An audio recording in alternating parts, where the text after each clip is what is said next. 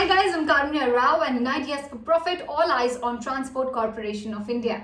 Now TCI's latest quarterly results were quite upbeat and clearly they highlight the competitive advantages as well as strategic initiatives that the management has taken since the start of the pandemic. Q1 revenue came in at 696 crores, an increase of more than 72% year on year. The massive increase in sales resulted from a favorable base of Q1 FY22 because of the impact of COVID-19. However, the company managed to increase revenue by 6% on a 2-year basis. The headline numbers were solid with healthy top-line growth across all the business segments.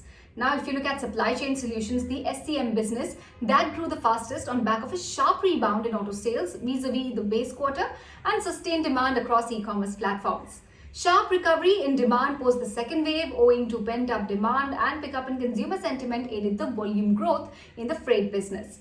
CVs benefited from strong demand across the East Coast. Margins across all the segments expanded due to operating efficiencies as well as cost control measures.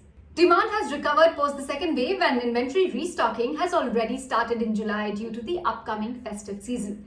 SCM business is gaining market share as shopping trends have shifted in favor of the online space. The rising share of the LTL segment is aiding margins in the freight business. In fact, the current share of LTL stands at 33% and that is expected to reach about 40% in the next 3 to 4 years. Shipping business has not been impacted by global freight hikes as TCI primarily caters to the domestic market. Now, as I said, East Coast continues to witness strong demand, but West Coast remains a bit subdued comparatively. Going forward, the company plans to dry dock its fleet about once a month from Q2 FY22.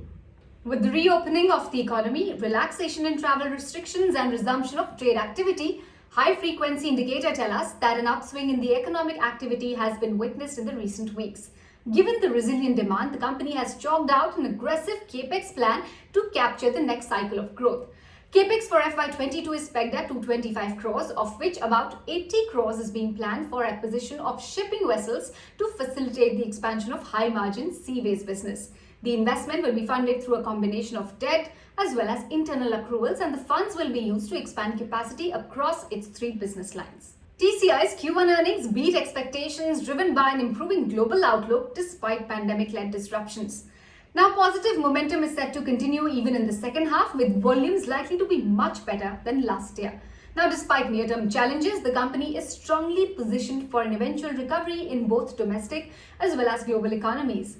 While the jump in oil prices continues to present headwinds, TCI hopes to offset that with price hikes and higher contribution coming in from SCM as well as seaways business.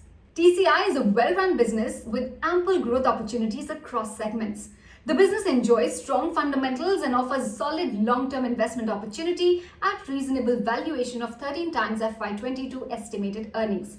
The stock had surged 70% back in May-June on the back of strong quarterly numbers. But of course, it has cooled off in the recent weeks and we believe the current levels present a good opportunity to enter the stock for the long haul.